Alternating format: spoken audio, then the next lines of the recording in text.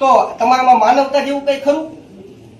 તો 10:30 વાગે ડેટ થયું છે અને તમે અત્યારે ફોરેન્સિક ની તમારી ટીમ બેહાડી અને તમે ચર્ચા કરો છો તો તમને કઈ શરમ બરમ આવે ખરી? એની જગ્યાએ તમારી દીકરી હોત તો સાહેબ કેમ થાત?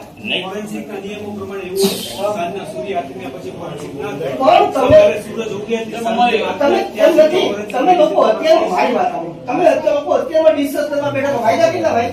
10:30 બરોબર. તમે કાલે રાત્રે મીટિંગ કરી અને સવારમાં વહેલા મોકલો.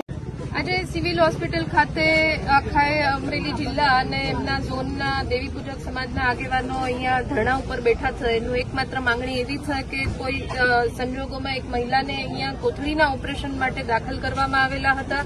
ફક્ત સામાન્ય ઓપરેશન હતું, પણ એ ઓપરેશનના પછી જે કંઈ પણ કોમ્પ્લિકેશન્સ આવ્યા એના લીધે આ મહિલાનું મૃત્યુ થયું છે. કયા સંજોગોમાં મૃત્યુ થયું છે અમરેલી સિવિલ હોસ્પિટલમાંથી મેનેજમેન્ટમાંથી કોઈ પણ જાણ આ પરિવારના સભ્યોને કરવામાં આવેલ નથી અને એના પોસ્ટમોર્ટમ માટે મહિલાના ડેડ બોડીને ભાવનગર ખાતે મોકલી દેવામાં આવેલ છે.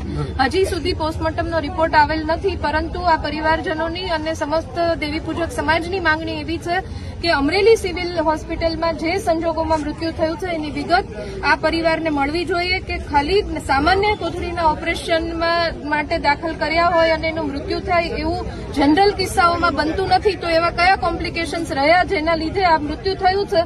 કોણ ડોક્ટર હતું, કોનાથી આ થયું અને એનો કેટલો અનુભવ હતો એ ડોક્ટરનો આવા ઓપરેશન કરવાનો, એટલું પરિવારજનો દ્વારા જાણકારી માંગવામાં આવી છે. હજી સુધી મળેલ નથી. જ્યાં સુધી નહીં મળે ત્યાં સુધી પરિવારજનો આ માંગણીને લઈને અહીંયા સિવિલ હોસ્પિટલમાં બેસશે. રિપોર્ટ આવશે પોસ્ટમોર્ટમનો, ત્યાર પછી આગળ શું કરવું એ ધીરે ધીરે બધા જ આગેવાનો નક્કી કરશે અને એને હું સાથ સહકાર આપવા માટે ને બની શકે એટલી આ મહિલાના પરિવારને મદદ કરવા માટે અહીંયા પહોંચે.